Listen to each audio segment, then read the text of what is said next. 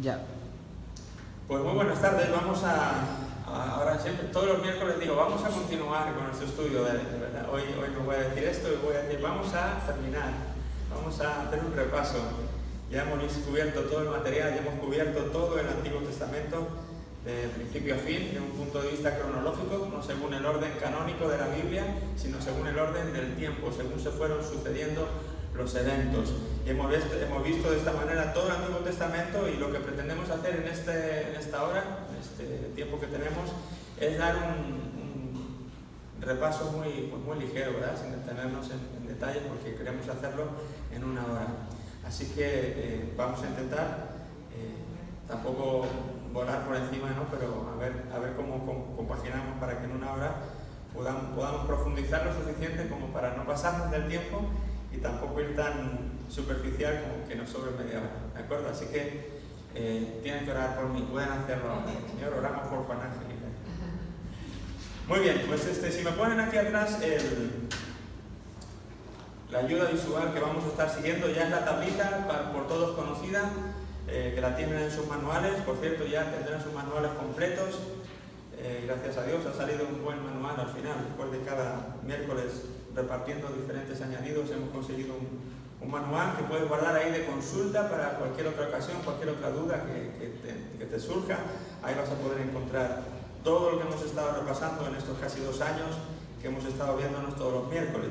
Y esta tablita está al principio de este manual, esta tabla cronológica que tenemos aquí atrás ya, la cronología de los libros, cronología y libros mejor, de todo el Antiguo Testamento. La hemos visto en muchas ocasiones y la vamos a tener aquí delante porque vamos a ir sobre ella, repasando toda la historia.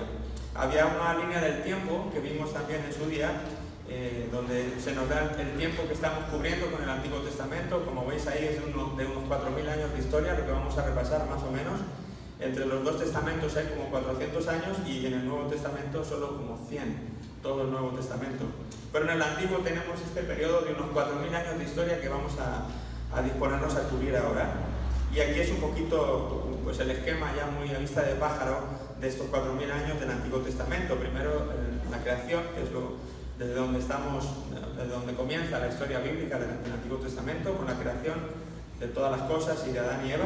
En el año, vamos a datarlo en el año 4000 a.C.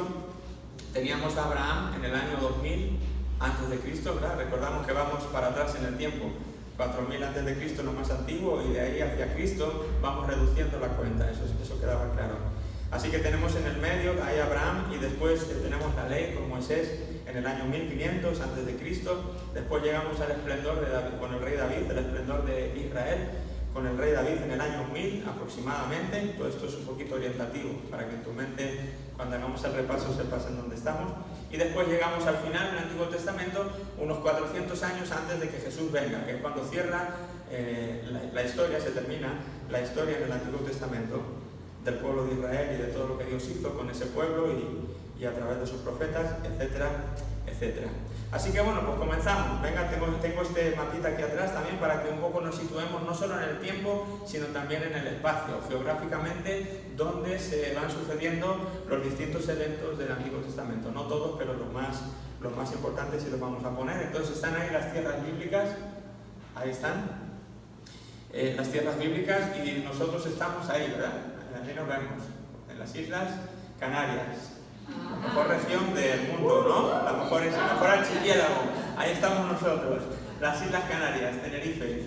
Muy bien, ahí estamos nosotros, pero la historia no empezó ahí. ¿Dónde empezó la historia del Antiguo Testamento? Pues bueno, ahí donde tenemos, ¿no? Las zonas, las tierras bíblicas son toda esta zona, ¿verdad? El jardín del Edén lo situamos aquí. Eso es la actual Irán, Irak, ¿verdad? Esa zona, más o menos aquí, hay partida la división entre Irak hacia el occidente y hacia el oriente estaría Irán, ¿de acuerdo? Irán, Irak, más o menos esa zona de ahí es donde comienza toda la historia con el jardín del Edén, que lo vamos a ver ahora, y luego hay el arca de Noé, casi en Turquía, en Asia, lo que es Asia Menor después, cerca de Turquía es donde más o menos se aterrizó el arca de Noé. Entonces, geográficamente la historia de la Biblia, la historia de la humanidad comienza pues en esa zona del globo terráqueo, ¿vale? O sea, bastante, viendo el globo terráqueo, pues bastante cerca de donde estamos nosotros. Así que si alguien se anima a ir a ver el Jardín del Edén, hacemos una excursión por la iglesia y le echamos un vistazo.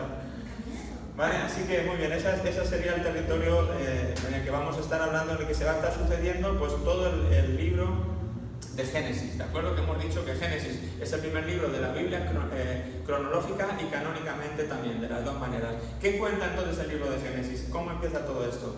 Bueno, pues empieza contando la creación de todas las cosas. No había nada y Dios de la nada, ex nihilo que se llama, Él tiene la capacidad de crear. O sea que desde el primer momento estamos contemplando las obras de un Dios, de dioses, asombroso, un Dios por encima de todas las cosas, un Dios que de la nada pues, de repente puede crear algo. No hay ser humano, no hay nadie que pueda tener esa capacidad. Dios la tiene y Él de la nada empieza a crear. Donde había caos, donde había confusión, Él empieza a hablar y empieza a traer orden. Y Génesis nos dice todo lo que Él crea en el día 1, en el día 2, en el día 3, ¿verdad? Todo lo que ven tus ojos ha sido, hablando de la naturaleza, ha sido creado por el Señor hasta lo que nuestros ojos no ven. Y culmina toda su creación con el esplendor, lo máximo de toda su creación, que es...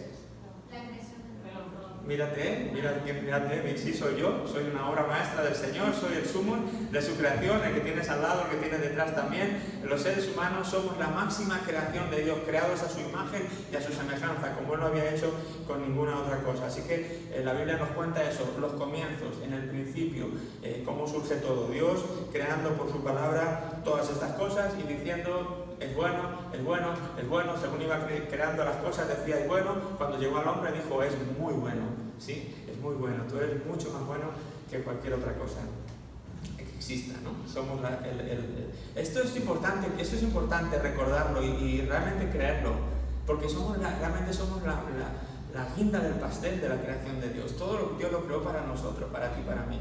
Y más cuando aceptaste al Señor Jesús en tu vida, vamos, ya eres la belleza personificada.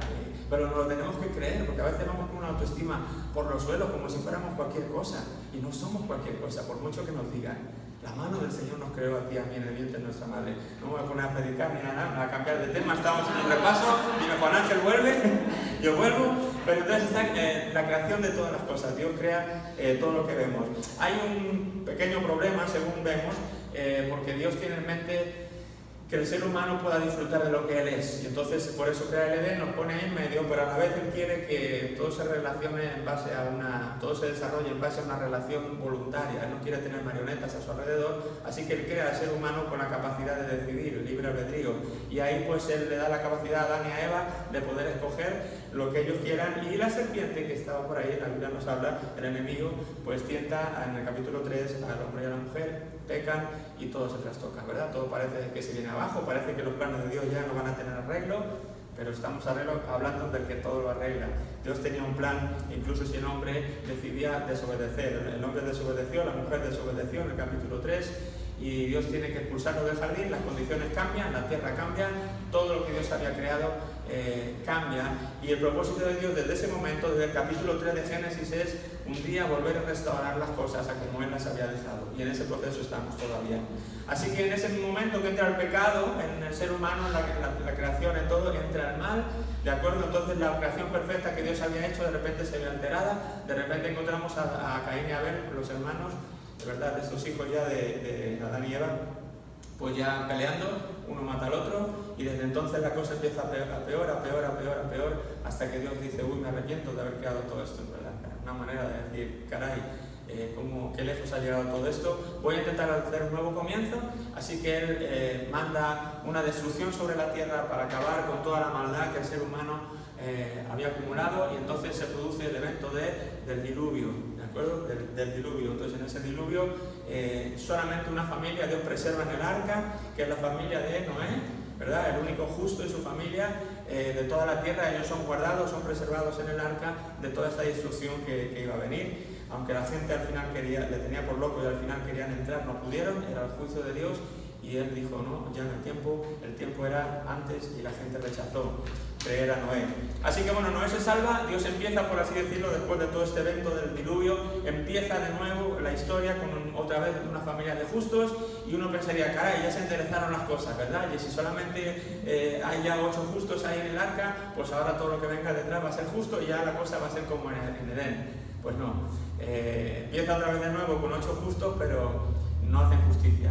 Así que lo que parecía que se había reconducido, lejos está de reconducirse, y de nuevo, según van aumentando y poblando la tierra, desde que bajan del arca, ahí donde lo hemos visto, en la zona de la actual Turquía, los hijos Sem, Cam, Jafet empiezan a distribuirse por toda la tierra, empiezan a poblar la tierra de nuevo, y la maldad otra vez de nuevo empieza a aparecer, y vemos la torre de Babel, y el hombre queriendo llegar al cielo y queriendo desbancar a Dios, y Dios tiene que confundirlos con las lenguas, y todo esto, etcétera, etcétera. Así que de nuevo vemos que no es ese plan de mandar un diluvio o de raer de la tierra al ser humano no funciona. Dios había prometido: no lo voy a volver a hacer más.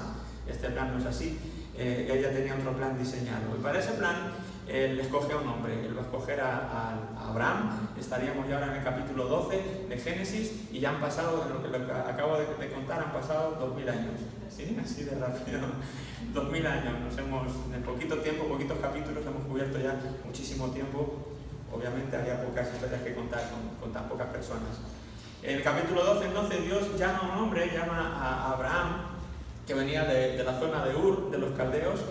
Él le llama para hacer un pacto con él, para crear una nación que descienda de él. Él le va a escoger como piedra, como padre de toda esa nación, a través del cual, o de las cuales, de la nación que él forme, él va a querer bendecir entonces a todas las naciones de la tierra, y él promete que de su linaje y de su descendencia, pues al final llegará alguien que podrá revertir todo esto, toda esta maldad que estaba disfrutando la tierra. Entonces, bueno, Abraham, Dios le llama, Dios hace un pacto con él, Dios le dice a Abraham: yo te he escogido. Las condiciones de Abraham y de Sara en ese tiempo pues no eran las más idóneas, porque eran muy mayores, no podían tener hijos, y Dios le estaba prometiendo ser el padre de muchedumbres, el padre de un montón de gente, de naciones. Y el otro decía: pues me parece muy bonito, pero estás equivocado de hombre, porque a mí ya yo no puedo, mi esposa ya no podemos, se nos pasó el tiempo y es estéril, y no podemos, este plan no se puede cumplir. Pero Dios estaba llamando a un hombre para que trabajase en fe, no en base a las circunstancias,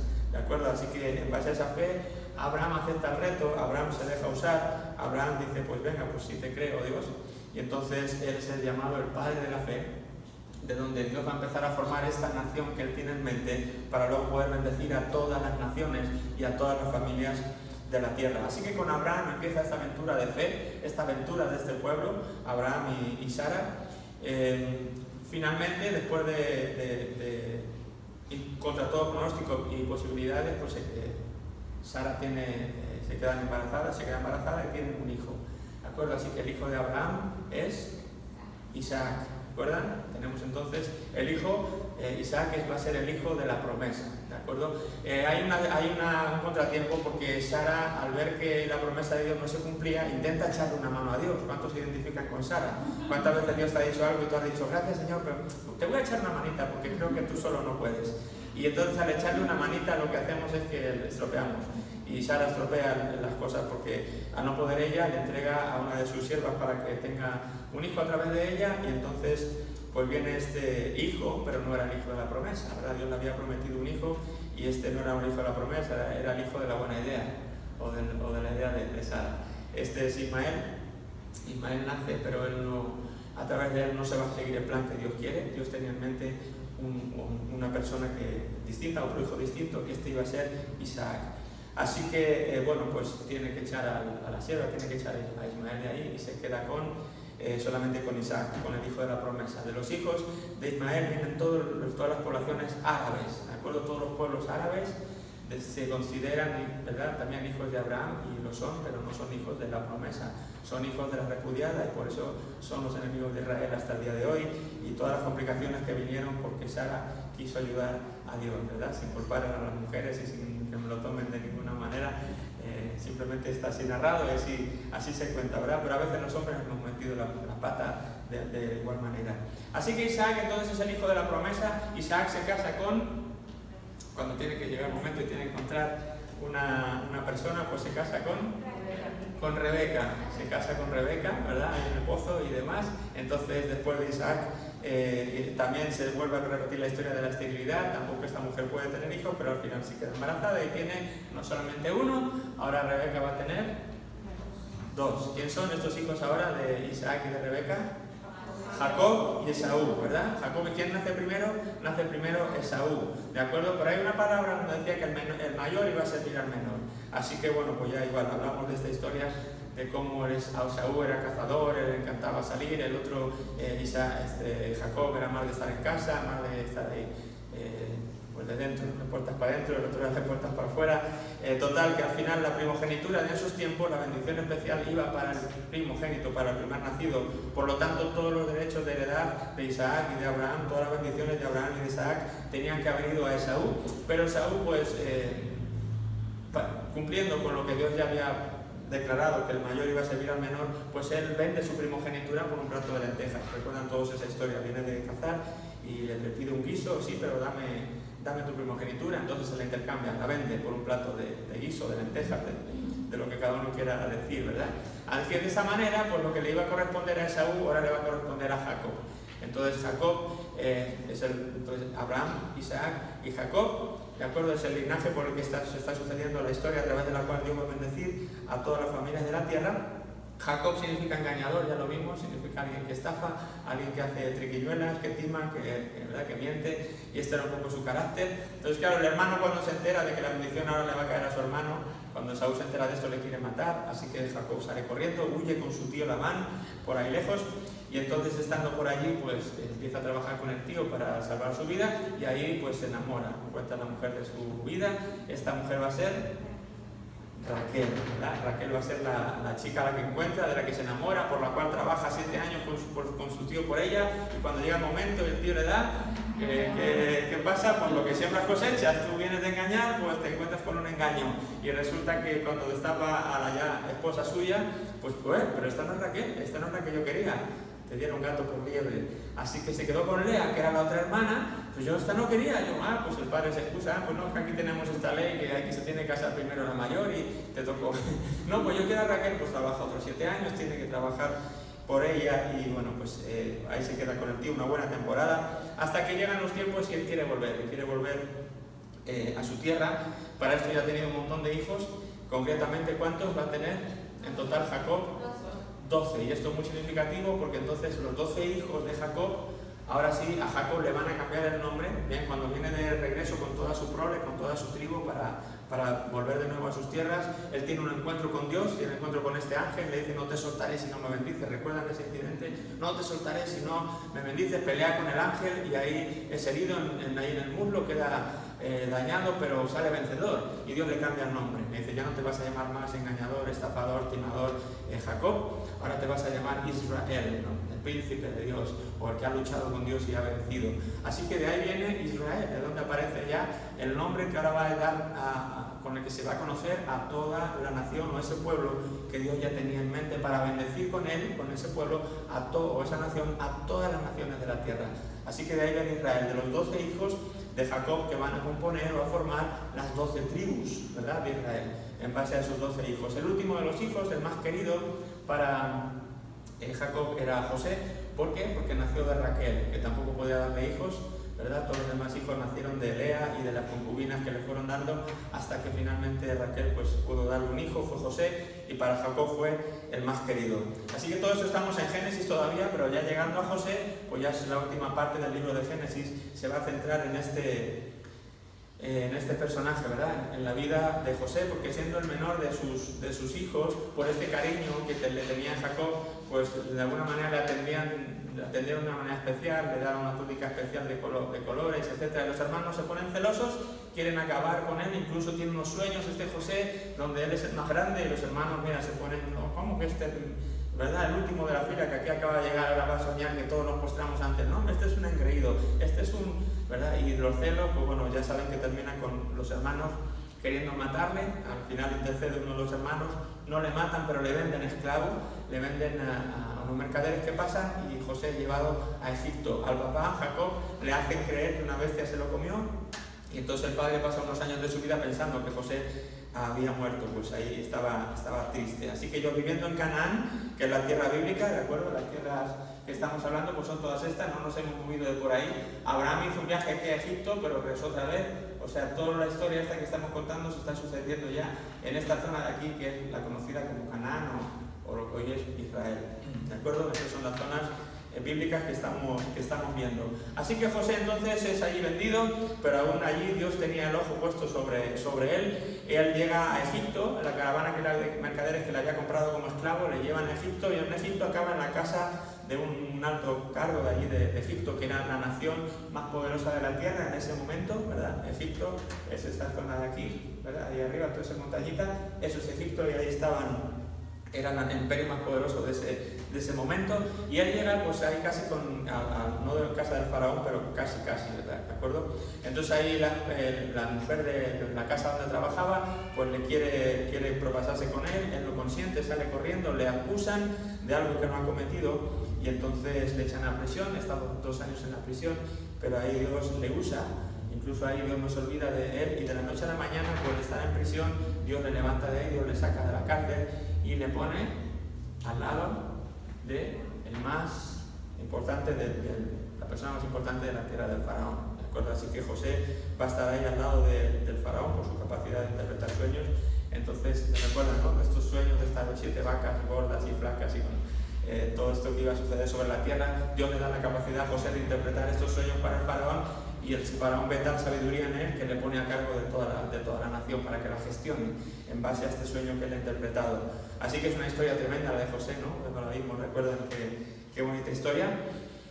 Así que José de repente está en lo más alto del mundo, es uno de los más altos, en la mano derecha del hombre más poderoso de la tierra, pero él se recuerda que tiene un padre y tiene familia en Canaán. Para todo esto hay una hambruna en Canaán, y sus hermanos vienen a por alimento, y se encuentran que ahí está su hermano José.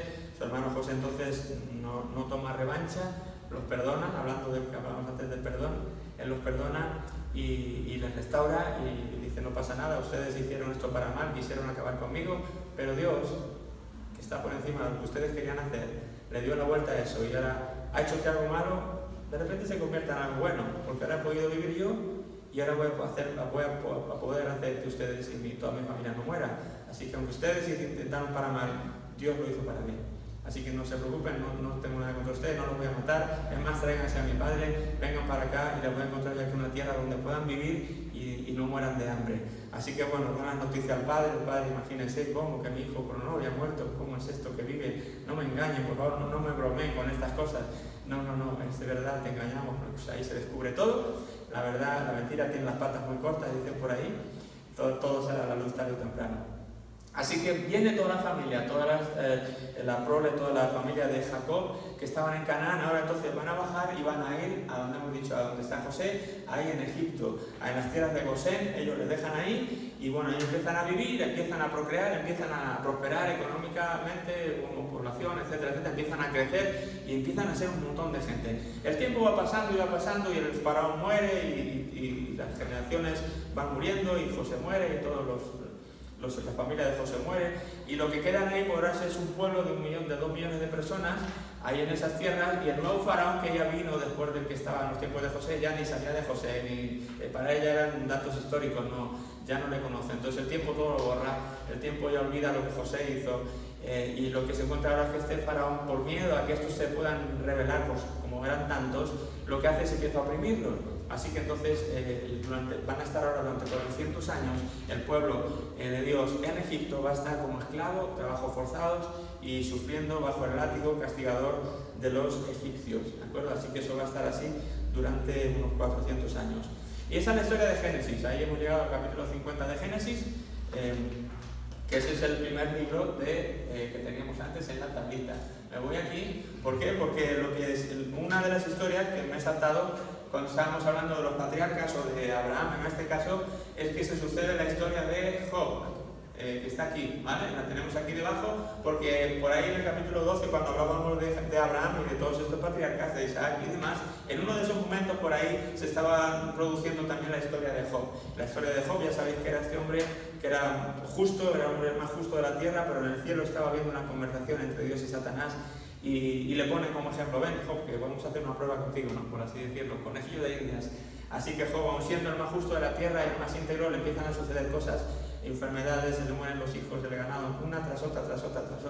Una de estas malas rachas que tú y yo decimos: ay, se me ha roto el coche, se me ha roto la nevera, encima me caí, me he roto un brazo, y vaya rachas, ¿no? Bueno, para rachas las de Job. de acuerdo a la que vivió él. Los amigos por aquel entonces, todo el mundo le acusaba, eso que tienes un pecado, eso que tienes un pecado. Job decía, no tengo pecado, no sé por qué es esto, pero no tengo pecado. Y ahí aparecen estos 3 o 4 amigos que le quieren convencer, hacerle ver que ya que confiese de una vez, que se deje de pamplina, que confiese su pecado, y el otro, no tengo ningún pecado. Y al final pues el hombre no tenía ningún pecado. El postrer estado de Job va a ser mejor que el primero, Dios le da el doble de lo que perdió y le da también los hijos que perdió, así que bueno, pues al final él pasó la prueba y vimos toda esta historia de si el justo podía sufrir, si los justos podíamos sufrir o todo tenía que ser bendición tras bendición en nuestra vida. El libro de Job nos situó en ese interrogante y nos hizo ver, nos dio luz en cuanto a cómo podemos gestionar las dificultades siendo justos, ¿verdad? O siendo creyentes, cómo nos pueden pasar cosas malas rachas. Bueno, todo eso lo estuvimos viendo en el libro de Job.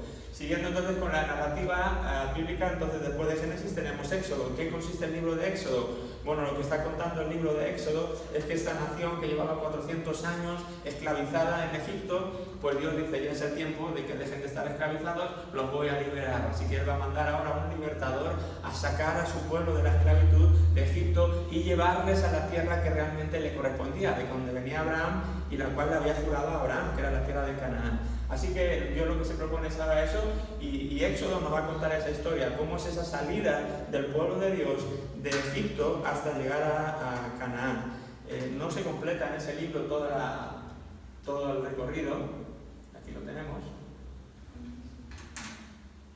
¿Vale? Estamos aquí en Egipto, y lo que vamos a hacer, ¿dónde tiene que ir el pueblo? Es esta zona de aquí, a Canaán. Entonces, Éxodo lo que nos va a contar es cómo Dios va a sacar a su pueblo a través de las manos de Moisés de esta zona, va a cruzar para acá y van a descender todo esto, que es la península del Sinaí, hasta llegar aquí al monte Sinaí. ¿De acuerdo? Esto es lo que nos cuenta el libro de Éxodo, cómo el pueblo sale de aquí y hace todo este recorrido hasta Sinaí.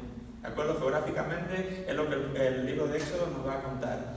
Así que pues está con la historia de Moisés, como para que no siguiera este pueblo creciendo, el faraón manda a matar a todos los bebés, la familia de Moisés le esconde en unos juncos ahí, la hermanita en una cesta, y bueno, pues al final le sacan de ahí porque la princesa que se está bañando le ve y le adopta como su hijo, se le lleva a palacio y va a vivir como si fuera el hijo del faraón, ¿verdad?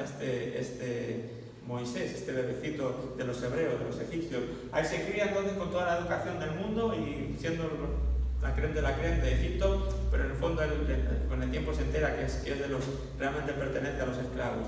Así que en una de estas disputas él mata a uno de los egipcios y tiene que huir para salvar su vida. Huye a los 40 años, huye al desierto, donde va a estar ahí desde los 40 hasta los 80 años. Qué contraste, 40 años en la mejor educación que existía en la tierra y 40 años en el desierto, ¿verdad? Cuidando ovejas. Así es la vida, como a veces, ¿verdad? Uno pasa a lo más alto a lo más bajo, pero al final, ¿cómo gestionamos eso? Son buenas lecciones. A los 40 años de estar ahí pastoreando y reconociendo todas estas zonas de por aquí, donde él había huido, a todas estas zonas es donde él, aquí en Sinaí, es donde Dios se le aparece en una zarza y le ve que esa zarza que arde pero no se consume. Dios le está llamando y le dice, quiero que vuelvas a hablar al faraón de ahí donde has venido y que saques a mi pueblo de ahí. Entonces ese es el trabajito, entre comillas, que Dios le manda a Moisés. Así que Moisés, poniendo todas las trabas que podía, como nosotros hacemos, las excusas que se le ocurrían, no consigue prosperar y al final va para allá. Moisés entonces va a sacar al pueblo de Egipto y lo va a llevar, como hemos dicho, hasta el monte Sinaí. Para eso están todas las historias de, bueno, me voy del tiempo, entonces no puedo entrar. Pero cómo salen, ¿no? Todas estas plagas que Dios manda hasta la última plaga de los primogénitos y marcar los dinteles con la sangre del cordero y se celebra la Pascua, ¿verdad? Y de ahí viene luego cuando Jesús muere también en la Pascua. Salen de noche, salen precipitadamente, 2 millones de personas por el desierto y hacen todo ese recorrido hasta llegar, como hemos dicho, a Sinaí. Por el desierto se quejan, les falta agua, les falta hambre, este Dios nos ha sacado para matarnos. Después de haber abierto el mar rojo, después de haber visto la mano de Dios, el pueblo se está quejando, y ahí está el pueblo de Moisés intentando salir victorioso de todo esto. Todo esto lo cuenta Éxodo, como vimos, hasta que llegan entonces a, como hemos dicho, esto funciona, hace todo el recorrido hasta llegar al monte de Sinaí. ¿Qué va a ocurrir en el monte Sinaí? Algo muy importante es que Dios va a estar formando a este pueblo que ha sacado de Egipto para hacerle una bendición a todas las naciones. Le tiene que enseñar a ser pueblo. Para enseñarle, pues le va a dar las instrucciones, por así decirlo, de cómo ser el pueblo de Dios. Así que en el monte de Sinaí, Moisés va a subir al monte a recibir lo que nos habla de las tablas, conocido como las tablas de la ley, los mandamientos morales que Dios quiere que su pueblo esté cumpliendo para ser su pueblo. No solamente le da las tablas de la ley, le da también otra cosa, le da los planos para hacer el tabernáculo, que el tabernáculo va a ser el lugar, por así decirlo, el templo, el lugar donde Dios va a descender, donde se van a poder reunir con Él, donde van a poder, por así decirlo, aprender a cómo el pueblo de Dios interactúa con Dios en un lugar concreto, bajo ciertas ordenanzas concretas, etcétera, etcétera. Entonces ahí se nos da también en Éxodo todos los planos detallados de cómo tiene que ser este tabernáculo, que ya en su día vimos, con todo su mobiliario, etcétera, etcétera, etcétera. Y no solamente eso, en las tablas y el plano del tabernáculo le da una tercera cosa, que es el código levítico. Los levitas eran los encargados, y los sacerdotes, los levitas, eran los encargados de llevar de gestionar todas las cosas referentes a Dios. Y entonces, y cómo convivir, teniendo millones de personas conviviendo en tiendas, ordenanzas de sociales, ordenanzas de sanidad, mandamientos de todo tipo para poder ser una comunidad sana, que sepan cómo manejar y gestionar lo que es la vida en comunidad ahora. Después de haber estado esclavizados ahí en Egipto, una vida muy distinta, están aprendiendo a tener una vida totalmente diferente. Y entonces el código levítico les va a enseñar todo eso, qué tienen que hacer los sacerdotes, qué tienen que hacer los levitas, cuál es la tarea de cada uno, cuál sí, cuál no. Toda una parafernalia. Estaba todo muy estructurado, muy detallado. Entonces eso es el libro de Levítico. El libro de Levítico le tenemos debajo de Éxodo en la tablita porque no ocupa espacio, es algo que ocurre dentro de la historia que está contando Éxodo. Al llegar al monte Sinaí es, digamos, la entrega de un libro, y Levítico es ese libro que le han entregado en Sinaí. Bueno, en el monte van a estar acampados más o menos un año, en el monte Sinaí, y después de un año ahí ha pasado también lo del Aarón y el cordero del becerro de oro que adoran, cómo se desvían de Dios y Dios les tiene que enseñar, y ¿no? Moisés lidiar con todas estas situaciones. Pero después, entonces, ¿qué continúa la historia? Pues de aquí después de estar un año en el monte de Sinaí, pues ya el pueblo está de nuevo listo para continuar, porque este no era su destino final, esto es solamente un lugar de paso. Así que después de un año aquí, donde han recibido todas esas instrucciones que hemos visto, lo que van a hacer es continuar su viaje con destino hacia la tierra prometida, que era todo esto, Canaán, ¿de acuerdo? ¿Qué libro nos cuenta la salida de Sinaí y todo este recorrido hasta llegar aquí? Y lo que le pasa luego por aquí. ¿Qué libro cuenta eso? El libro de Números, ¿de acuerdo? El siguiente, el libro de los números no es un libro de matemáticas, es un libro de cuenta la gente que había aquí en el monte, quiénes eran todas las personas, para tener es como un libro de membresía, por así decirlo, ¿no? A ver cómo es esta iglesia, vamos a apuntar aquí todos los que son. ¿Cuántos somos, no? Si vamos a tener que ir a la guerra y a pelear contra los que han habitado nuestra tierra, tenemos que saber cuántos somos, de dónde venimos. Todo eso, al contar todo eso, esa generación, por eso es el libro de Números, donde se hace un censo de todos los que salen del Sinaí. Así que después de hacer el censo, narran todo este viaje hasta que llegan aquí a un punto que es Cades Barnea, están en el límite ya de entrar a la tierra prometida, y desde ahí van a hacer una cosa, van a mandar a espiar la tierra para ver quién vive, cómo son, cómo la pueden atacar. Envían uno de cada tribu, como eran 12, pues envían 12 espías a reconocer la tierra prometida para poseerla. Así que después de estar allí 40 días reconociendo la tierra, los espías regresan y le dicen: a ver, cuéntenos, ¿qué ha pasado? No tenían Facebook para estar al día, ni no podían poner en Instagram lo que iban viendo ni nada de eso, así que tenían que esperar a que volvieran. Yo sé que a los jóvenes esto les da, por favor, pero ¿cómo puede ser? ¿No? ¿Cómo se podía vivir así? Se podía vivir sin Facebook y sin Instagram, jóvenes, que lo sepan. Resulta entonces que regresan y las noticias que dan, 10 de esos espías dicen: no, imposible, son gigantes lo que hay ahí, no se puede, olvídenlo, no podemos matar a esa gente, vámonos a Egipto aunque sea otra vez, y ahí seguimos siendo esclavos. Fíjense qué mentalidad. Pero había 2 que sí creyeron, ¿verdad? No, sí se puede, estos son grandes, pero nuestro Dios es más grande y vamos a poder hacerlo. Bueno, el pueblo, ¿a quién creen ustedes que va a creer? Si 10 vienen diciendo una cosa y 2 vienen diciendo otra, pues el pueblo siempre va con donde va Vicente, donde va la gente. Así que creen el reporte de los 10, por lo tanto dicen: no, que no podemos, Moisés, que no cuentes con nosotros, que no vamos a poder. Dios ve todo esto Dios dice, no, con una gente así yo no puedo seguir adelante con mi plan. Recuerden que Abraham era el padre de la fe. Estos tenían todo menos eso, menos fe.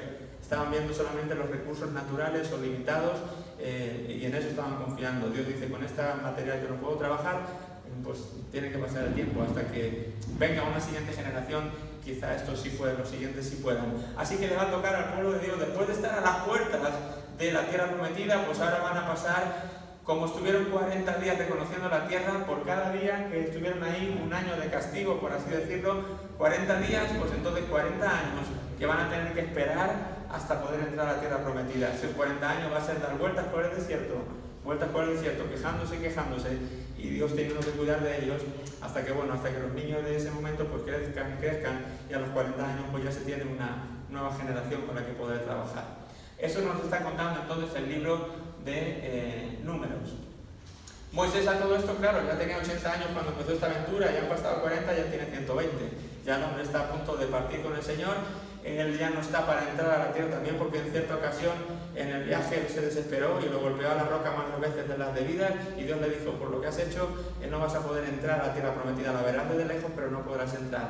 Así que Moisés los acerca hasta el borde, los deja hasta ahí, y dice, yo ya no puedo entrar, ni tengo fuerzas, ni me lo permiten por el error que cometí, así que tengo que nombrar un sucesor. Él va a nombrar un sucesor que meta al pueblo hacia adentro. Pero antes, lo que Moisés va a hacer es, a toda esta nueva generación que se ha criado en el desierto, él les tiene que recordar toda la ley, esa que recibió en el monte Sinaí. Les tiene que enseñar, acuérdense chicos lo que Dios hizo con nosotros, cómo sacó a sus padres de Egipto, y les cuenta, a estos jóvenes, les cuenta cómo trató Dios con sus papás todo el tiempo desde que los sacó de Egipto. Les recuerda cómo deben de vivir para poder contar con la bendición de Dios y qué es lo que tienen que hacer para que les vaya bien. Por lo tanto, les vuelve a contar toda la ley que él había recibido en Sinaí. A ese conteo, a ese discurso que Moisés les da, eso está contenido en el libro de Deuteronomio, segunda ley. No es que sea una segunda ley, es la misma, pero se la cuenta por segunda vez a la siguiente generación. Entonces eso se lo recoge el libro de Deuteronomio, que es el que estaba en nuestra tablita, que por eso está debajo. Deuteronomio lo tenemos aquí debajo de Números, porque igual no ocupa espacio, solamente un discurso que Moisés les da, donde les recuerda toda la ley al pueblo. Así que nombra un nuevo sucesor, Moisés se queda, va a enterrar, van a llorar mucho por su partida y todo, pero nombra un sucesor. Este sucesor es Josué. Es uno de los 2 espías que se atrevió a decir, sí se puede. Había un espíritu diferente en él, al igual que en Caleb. Josué y Caleb son los 2 espías que dijeron, sí se puede, y aunque tuvieron que permanecer 40 años con el resto por la incredulidad de los otros, pagaron ellos también el precio, pero ahora Dios los estaba recompensando. Ellos iban a pasar, ellos 2, y concretamente Josué iba a ser el líder de todo el pueblo de Dios ahora, de estos 2 millones de personas, para adentrarlos a la tierra prometida. Así que eso nos lo va a contar el siguiente libro, que es el que tienen ahí, que es el libro de Josué. ¿Qué nos cuenta el libro de Josué? Como Josué lidera a todo este pueblo en la batalla. Al entrar a la tierra prometida, efectivamente estaba ocupada, habían entrado ocupas, pero la casa era suya, Dios se la había dado a Abraham, así que tenían que luchar por su propia casa y tenían que desalojar a los moradores que habían en esos pueblos. Dios le enseña que va a estar con él como estuvo con Moisés, así que abre el río Jordán, así como abrió el mar rojo. Ahora Dios abre el río Jordán para que él vea que las mismas señales que hizo con Moisés iba a poder tener a su disposición. Esto le anima mucho a Josué, él ve que sabe que Dios está de su lado, y entonces dice, vamos para adelante a luchar. Y llegan por primera a la ciudad que conquistan, la más importante, Jericó, ¿de acuerdo? Pero no era la única, había un montón de ciudades amuralladas, si bien Jericó era la más importante, y Josué, batalla tras batalla, va venciendo, y todo el libro de Josué lo que cuenta son esas batallas que el pueblo de Dios va teniendo con todos los moradores de la tierra prometida, y después que consigue echarlos prácticamente no a todos, pero a bastantes de ellos.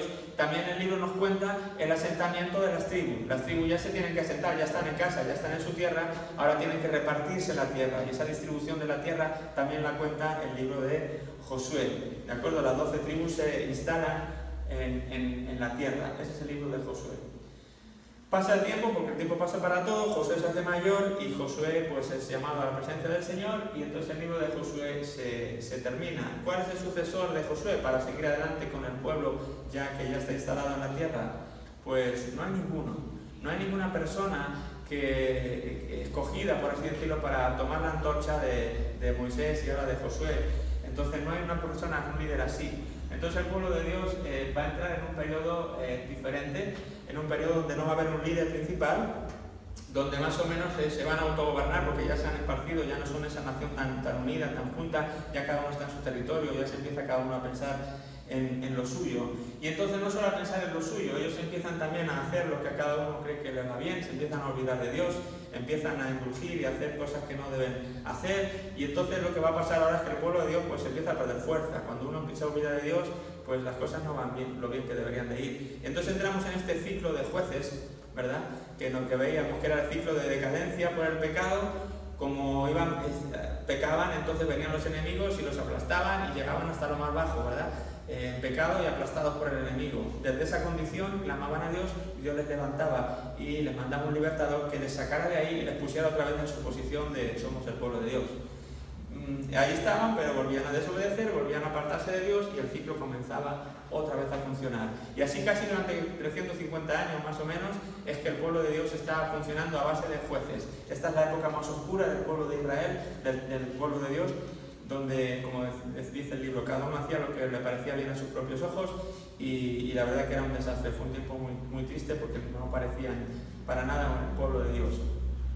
El juez era una persona, era un líder como político, militar, abogado, hacía un poco de todo, ¿verdad? La figura del juez era un poco los que le lideraba, pero no había un juez concreto, ¿verdad? Iba habiendo diferentes jueces sin que resaltara ninguno, digo, como resaltaba Josué o Moisés, o alguno que realmente diera una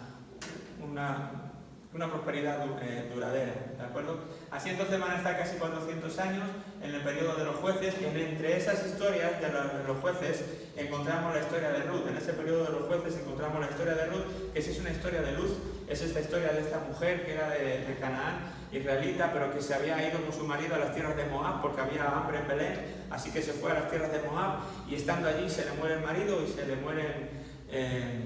los hijos se casan, entonces se le muere el marido y se le mueren los dos hijos, así que se queda la pobre Noemí, se queda solamente con las dos nueras, ¿de acuerdo? La pobre está toda amargada, toda triste y ahora ya no tengo nada, ahora yo me vuelvo a mi tierra y le aconseja a las nueras, quédense aquí ustedes con su gente, yo me voy a mi tierra, con mi pueblo, y bueno, pues las dos nueras tienen que decidir, una decide quedarse con su gente, pero Ruth decide regresar con ella, no abandonarla y volver con ella a la tierra que no era la suya, la de Belén. Así que esta mujer moabita de repente muestra una fidelidad fuera de lo normal, sigue a Noemí hasta su tierra, tu pueblo será tu pueblo, tu Dios será mi Dios, le dice, y esta mujer, Ruth, vuelve entonces con Noemí a la tierra y empieza ahí a trabajar para ganarse sustento, para poder mantenerse a ella y a su nuera, recogiendo, trabajando ahí con esmero, y conoce a este Boaz.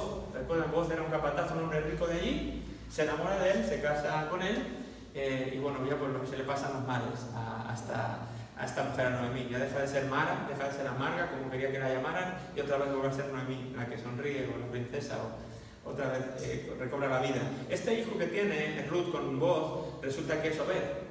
Obed va a ser el padre de Isaí, Isaí es el padre de David. O sea que de aquí va a venir el rey David, que va a ser el que va a dar el esplendor al pueblo de Dios. Así que bueno, esta es una historia de luz, una historia de fidelidad, una historia bonita en este periodo tan oscuro y tan triste como es el periodo de los jueces. Por eso la historia de Ruth resalta aún más. Pasamos entonces el periodo de los jueces y llegamos a Samuel, el último de los jueces que tiene el pueblo de Dios.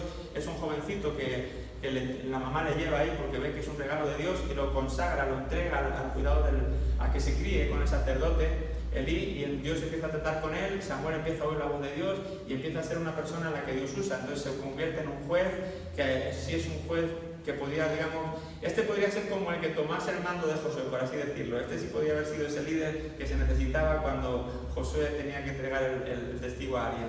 Así que estamos ahí en el periodo de Samuel.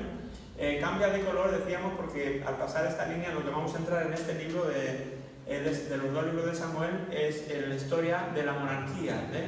¿Qué es esto? Decíamos que esto era que el pueblo se cansa de estar siendo guiado por jueces, él ve que todas las naciones a su alrededor, Israel ve que todas las naciones a su alrededor se gobiernan con reyes, no con jueces, y ellos quieren tener su propio rey.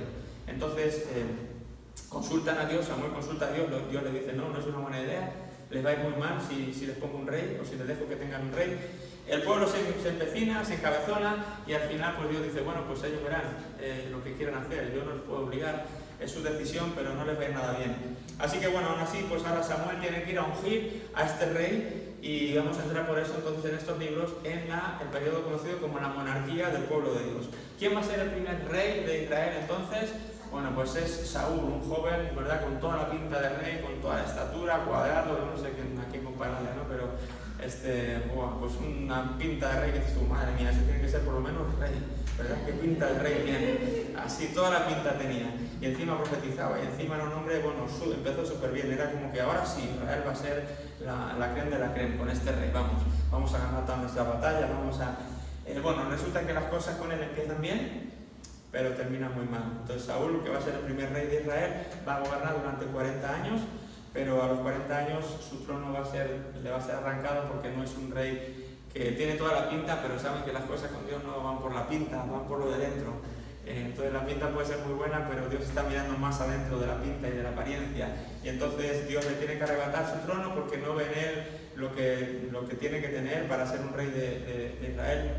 Y Dios ya piensa en otro. Entonces él va a pensar en el siguiente rey. Para ello le manda a Samuel, le dice: Samuel, vete a la casa de Isaí, que ahí tengo un rey para mi pueblo. Así que él va a buscar allí a casa de Isaí. Oye, aquí me ha dicho Dios que uno de tus hijos va a ser rey. A ver, ¿tienes hijos? Sí, claro, tráetelos para acá, que uno de ellos va a ser rey.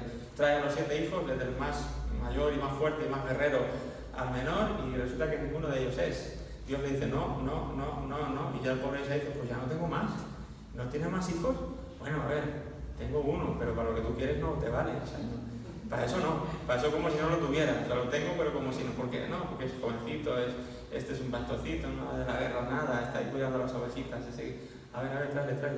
Entonces cuando viene, Dios le dice: Él es. No tenía nada de la pinta, pero tenía todo el corazón. Y así a veces pasa con nosotros, ¿verdad? Y hay una lección ahí, ¿no? Que el hombre lo que ve es la apariencia y Dios mira el corazón. Y debemos de guardarnos de eso, porque creo que lo hacemos muy a menudo, así que aprendamos de esta lección. David entonces va a ser ese rey elegido. David va a ser ese que siendo jovencito mata a Goliat. Cuando el rey y con todo su ejército estaban ahí acobardados, este pastorcito no se echa para atrás y aquí vengo en el nombre del Señor con toda la fe del mundo, con esa fe que Dios había pedido en Abraham. Entonces la muestra a David y Dios le da la victoria, y claro, el pueblo ahora de repente dice: sí, el rey es Saúl, pero vamos, este niño... Este es el Novamán, el rey ha matado a 1000, pero este ha matado a 10.000, y ya empezaron a hacer canciones y ya el rey se vuelve loco, ¿no? A ver, no, esto ya es una amenaza, me cae muy bien este chaval, pero se va a hacer como impuesto, y ya saben, empieza la persecución. El rey Saúl se quiere cargar al jovencito David le toca tener que correr y estar perdido, corriendo de cueva en cueva para que no le maten sin haber hecho nada. Pero así son las cosas, ¿verdad? Así son las cosas, así las cuenta la historia. Y así las cuentan los 2 libros de Samuel, hasta que después de mucho huir, pues mueren en batalla Saúl, y el que va a quedar entonces es el rey David. Primero va a gobernar sobre una tribu, sobre Judá, 7 años, y luego 33 más sobre todo Israel. Así que vamos a tener el segundo rey de Israel, que va a ser David, y va a reinar también durante 40 años, al igual que Saúl, 40 y 40. Pero ahora sí, en este periodo de David, estamos en el año 1000, entonces antes de Cristo, es el mejor periodo de la historia de Israel, la época dorada. Nunca hubo tanta unidad, tanta paz, tanta prosperidad, tanta victoria en las guerras, en las batallas, en las guerras, como en el tiempo que estuvo reinando el rey David. Entonces, el segundo libro de Samuel es el que cuenta el reinado. Aquí en el primero de Samuel se nos cuenta todo esto del rey Saúl y los inicios del rey David. Pero aquí ya es cuando le hacen rey, y todo el segundo libro de Samuel nos habla de los 40 años del reinado del rey David. ¿De acuerdo? Después del rey David, entonces va a reinar su siguiente hijo, el siguiente rey, que va a ser su hijo Salomón, ¿de acuerdo? Perdón, que me paso, antes de pasar eso, aquí abajo, como veis, de Saúl 40 años, David aquí 40 años, y luego vamos a tener a Salomón otros 40 años. Pero en la época de David, de rey, tenemos también el libro de los Salmos, que se le atribuye en su mayoría al rey David. Ya lo vimos en su día también. El libro de los Salmos, 5 libros distintos, unidos ahí los 5 en nuestro libro de la Biblia, pero son 5 tomos, el libro de los Salmos, y hay salmos de todo tipo, ¿verdad? Salmos de lamento, salmos de agradecimiento, salmos para tomar y para dejar, 150 en total. Decíamos que esto era como las oraciones de Dios, como volcar nuestras oraciones, nuestros sentimientos a Dios, y que eso se convierta como en la palabra de Dios para nosotros. Ese era el libro de los Salmos, escritos por David. Así que tenemos aquí a Crónicas, estos dos libros que están puestos debajo. ¿Por qué? Porque repiten la historia del reinado de David y de los siguientes reyes que vienen después. Todo esto se vuelve a contar en los dos libros de Crónicas, por eso están puestos aquí abajo. Bueno, decíamos que entonces después de David muere, y quien le va a suceder va a ser su hijo Salomón. Dios pudo hacer todo, o David pudo hacer todo lo que estaba en su corazón hacer por Dios, menos una cosa, que fue la construcción del templo. Dios le dijo: te voy a dar los planos, mira qué bonito va a quedar, mira la maqueta. Y David: wow, pero tú has sido un hombre de guerra, has vertido mucha sangre, y yo no quiero que tú construyas este templo.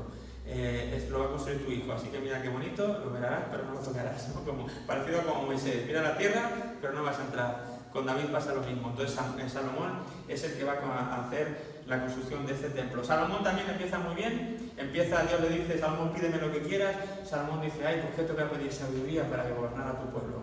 ¿No? Un hombre espiritual. A mí me hubiera dicho que te digo, a ver, en una casa grande, un cochazo, joyas. Es lo que realmente quizá los hombres podían haber pedido. Pero Dios le dice: mira, yo sé que querías todo eso y no lo has pedido solo sabiduría para tu pueblo. Así que no solamente te voy a dar sabiduría, te voy a dar también todas esas riquezas que no me pediste. Así que de repente Salomón es el hombre más sabio de la tierra y llega a ser el hombre más rico y más poderoso y más influyente también de la tierra. La cosa está que como Saúl comenzó bien, pero terminó muy mal. Terminó desobedeciendo, no haciendo caso a esa sabiduría que Dios le había dado, casando con 700 mujeres, arruinando al pueblo a impuestos y creando un imperio personal y egoísta muy malo, que no era propio de un rey. Así que igual empezó muy bien, pero después de 40 años no terminó bien, terminó mal. Durante su época hay 3 libros atribuidos a él: el libro de los Proverbios, sabiduría para la vida, ¿verdad? Qué hacer y qué no hacer, las decisiones prácticas de la vida. El libro de Eclesiastés, o el Predicador, donde se nos dice: la vida sin Dios es todo vanidad, vanidad de vanidades, ¿verdad? El sol sale, se pone cada día, es un ciclo repetitivo que no tiene sentido si esta vida no se vive a la luz de que de que hay un creador, de que hay un Dios que cuida de nosotros y que da sentido a nuestra vida. Si no está ese Dios, toda la vida es vanidad de vanidades, no vale para nada. Ese es el mensaje de Eclesiastés. Y luego está el libro de los Cantares, que es un canto, una oda a la sexualidad humana, y vimos los diferentes aspectos y maneras de interpretarlo, más alegórico, más literal, etcétera, etcétera. Pero es un canto de los más bellos, el canto más bello jamás escrito es el libro, el Cantar de los Cantares, también atribuido a Salomón. Así que esos 3 libros se le atribuyen a él. ¿Y qué ocurre aquí entonces en esta encrucijada aquí de cuando muere Salomón? Cuando muere Salomón tenemos esta división aquí, Israel 10 y Judá 2.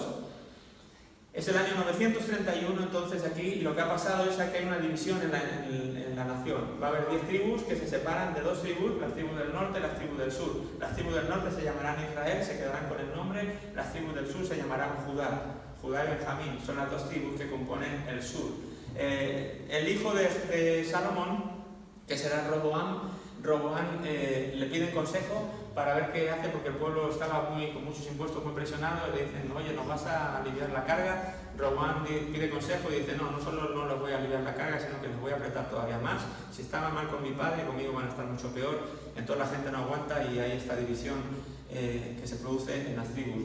Roboam entonces se queda como rey de las 2 tribus del sur, de Judá, y en las tribus del norte tienen que nombrar a un nuevo rey, porque ellos se van para la zona norte, para Samaria, ahí harán su capital, y ahí tienen que llamar a un nuevo rey, o constituir un nuevo rey, y van a llamar a un tal Jeroboam, que había sido siervo de Salomón, que había estado huido porque era muy ambicioso y se había marchado, pero aquí vio la ocasión de volver y coger el poder. Entonces así fue, vino, lo hizo, y fue este Jeroboam que fue el primer rey de la nueva Israel, de la Israel del norte, y puso como el estándar para todos los reyes que iban a venir después de él. ¿Recuerdan el epitafio de Jeroboam?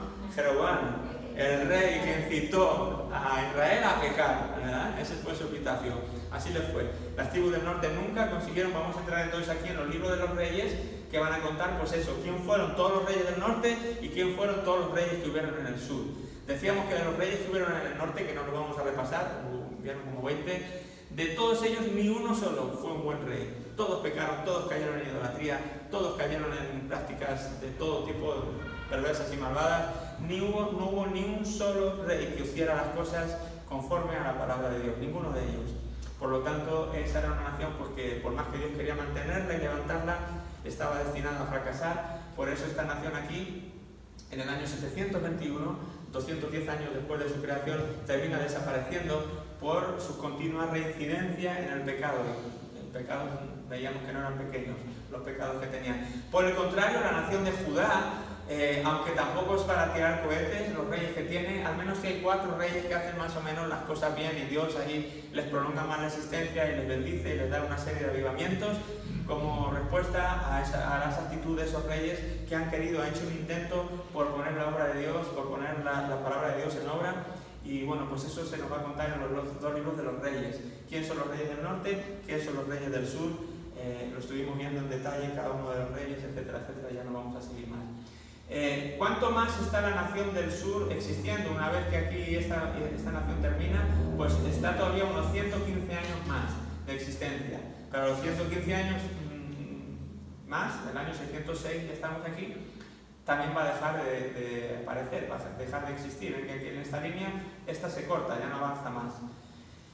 ¿Por qué se acaba Israel? Se acaba Israel porque viene una nación, la nación de Asiria, del norte, que viene atacando y llegan en el año 721, como hemos dicho, y ataca a esta nación. Así que ellos ocupan esos territorios y no exterminan a las naciones de Israel, pero se mezclan con ellos, ¿verdad? Hay una mezcolanza ahí ahora ya se casan con mujeres y hombres de allí y de acá, pierden totalmente su identidad, es un desastre. Pero es porque el imperio asirio entonces los absorbe, los hace parte de su imperio. Ellos llegaron hasta Judá para querer también conquistar a lo de Jerusalén, a lo de Judá, pero no pudieron porque Dios les estaba preservando todavía ahí durante más tiempo. Pero después de un tiempo, como digo, hay otro segundo imperio, que es el imperio babilónico. Babilonia se hace grande, conquista al imperio asirio y ahora va a ser el imperio más grande de la tierra, Babilonia. Esto sí, entonces, ya estando aquí en el año 606, el imperio de Babilonia ahora sí va también a atacar a Judá, a Jerusalén, y va entonces a acabar con la nación de Judá, con el pueblo de Dios por completo. Así que en este momento, cuando eso ocurre, cuando llegamos aquí, pues entonces está la raya partiendo la historia, porque vamos a entrar ahora en este periodo de aquí, de 70 años, que es el periodo conocido como el exilio del pueblo de Dios, ¿verdad? 70 años donde no existe un territorio, una nación constituida como estaba antes constituida. ¿De acuerdo? Ahí va a estar durante 70 años. Olvidé decir, bueno, pues todo esto de que están aquí, todos los libros que están aquí, que son los libros de los profetas, ¿de acuerdo? Los están puestos aquí, están siendo intercalados aquí en los libros de los reyes, en esta historia, también en el tiempo del exilio, también a las naciones de Israel o a las naciones del norte y del sur, según donde fueran los profetas. Por eso están ahí los profetas que hablaron de parte de Dios a las tribus del norte, pues son Amós y Oseas. Los que hablaron a las tribus de Judá, Joel, Isaías, Miqueas, Sofonías, Jeremías y Habacuc. Hubo profetas que Dios envió a los asirios también, a Nínive, ¿recuerdan? Ahí estaban Abdías, Jonás y Nahum. Dios habló a estos pueblos extranjeros. Y luego los profetas del exilio, estos 70 años que estuvieron aquí, Dios no se olvidó de ellos, Dios les siguió animando al pueblo, que aunque estaban siendo disciplinados por él, pero no se había olvidado de ellos. Y ahí tenemos a Daniel y a Ezequiel, con mucho contenido escatológico de los últimos tiempos, porque eran palabras que ellos estaban dando para que el pueblo, para cuando volviera el pueblo otra vez a existir, pero también era una doble intención para cuando, el final de los tiempos, cuando todo se acabe y Dios retome su actividad con Israel. Bueno, así que en ese tiempo de exilio, Jeremías escribe sus lamentaciones porque él había dicho que esto iba a pasar, este exilio iba a pasar si no cambiaban sus caminos, y como no cambiaron sus caminos, pues se puso a llorar y a lamentarse de lo que podía haber ocurrido. Después de los 70 años, Dios es fiel y les dice, bueno, como les había dicho, no me olvidé de ustedes, y el pueblo entramos aquí en el periodo del post-exilio. Este último tramo, con los libros de Esdras y Nehemías, nos van a contar el retorno de todos los israelitas de Babilonia, en este caso. Ahora más bien era Persia, porque el imperio persa había absorbido a Babilonia, y ahora teníamos el imperio persa. Y justo con el inicio del imperio persa, el rey Ciro de Persia les da permiso a los judíos a que regresen a su nación. Así que viene un primer grupo de judíos, esto lo cuenta el libro de Esdras, se llama Zorobabel, se trae a 50.000 judíos y empiezan a reconstruir la nación. Eso es lo que nos está contando el libro de Esdras, cómo este Zorobabel se trae a esta gente. En medio de esa actividad de traer gente de Persia para allá, sucede la historia de Esther, la reina Esther. Recuerdan que Dios la pone en ese lugar como reina del imperio persa, y cuando quieren acabar, exterminar a todo el pueblo de Dios, Dios la usa para que interceda delante del rey y no exterminen, no acaben con todos los judíos que vivían en ese tiempo en Persia. Así que la historia de Esther se sucede mientras está contando Esdras la historia del retorno de los judíos desde Persia a sus ciudades. Ya saben que Esdras vuelve después de Zorobabel. Esdras es el segundo líder que vuelve con más gente y él va a construir el templo. Lo que quieren hacer es reconstruir el templo que había sido destrozado. Lo quieren reconstruir, empiezan a reconstruirlo, tienen problemas, al final lo reanudan, etcétera, etcétera, para seguir reavivando, reactivando el pueblo de Dios, la vida del pueblo de Dios. Después de Esdras, entonces ya con el templo reconstruido y la vida más o menos ahí levantando cabeza, desde Persia también nos viene Nehemías, que es el tercer líder, que va a venir con otro grupo desde Persia de judíos. Él lo que quiere ahora reconstruir es la muralla de protección de la ciudad. Todas esas ciudades tenían una muralla alrededor que las protegía y Jerusalén todavía no la tenía, así que estaban vulnerables. Nehemías, que era el copero del rey, él baja y lo que quiere es reconstruir toda esa muralla para que el pueblo no esté indefenso. Así que baja Nehemías, lo que nos va a contar es eso, como Nehemías baja, empieza a ayudar a Esdras en las tareas de reconstrucción de la ciudad, de la nación, de la identidad, de todo, y se pone a reconstruir la muralla. Y lo que hubiera sido una tarea de años, en 52 días, él se le ocurre una idea, o más bien Dios le revela una idea para que pueda hacerlo en un corto periodo de tiempo. En 52 días hay toda una muralla alrededor de una ciudad construida en tiempo récord. Y entonces ahora los israelitas pues están un poco más seguros, están un poco más a salvo. Mientras están haciendo estas labores de reconstrucción, los de Esdras y Nehemías, Dios también les envía profetas, Ageo, Zacarías y Malaquías, que son los tres profetas que van a estar hablando ahí mientras se sucede esa actividad de reconstrucción del pueblo de Dios bajo estos líderes que Dios ha enviado. Y llegando ahí, pues Malaquías, que es uno de ellos, el que habla en este tiempo, pues es el último de los profetas que habla en nombre de Dios. Y cuando están aquí sumidos en este proceso de reconstrucción de la nación y de otra vez de volver a vivir en su tierra, de repente el Antiguo Testamento deja de hablar. Dios deja de hablar, ya no hay más profetas, ya no hay libros canónicos que hayan entrado en la Biblia y que nos digan qué pasa con los israelitas desde el año 400 en el que estamos aquí ahora hasta que aparece Juan el Bautista diciendo: vengo a preparar el camino de Dios. Es otra vez como que Dios se despertó de la siesta, ¿no? ¿Dónde ha estado 400 años? ¿Qué ha pasado? Bueno, la Biblia no nos dice qué ha pasado en esos 400 años, lo sabemos por otro tipo de literatura, por otro tipo de libros, lo veremos, es lo que siguiente que vamos a ver. Ahora, retomando los estudios, vamos a ver ese periodo de 400 años, que se llama también periodo intertestamentario, periodo entre los testamentos, y ya después de eso pues veremos el Nuevo Testamento una vez más. Así que bueno, pues yo creo que ese es el repaso de la tabla y un poquito la historia de lo que ha pasado.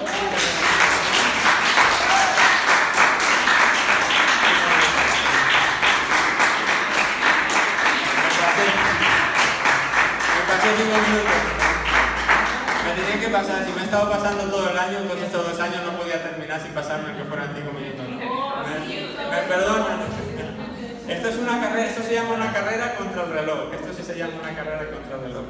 Bueno, pues espero que más o menos en sus mentes tengan más o menos que vean que hay una línea cronológica, que el Antiguo Testamento tiene un orden, aunque los libros canónicos no están escritos en un orden, hay todo un orden, hay todo un plan, hay toda una estrategia, un hilo conductor que Dios tenía desde que creó todo hasta que Israel dejó de existir, por así decirlo, y que Dios sigue teniendo ese hilo y quien sigue teniendo esa trama en mente, y tú y yo seguimos siendo parte de su historia hasta que Él venga otra vez.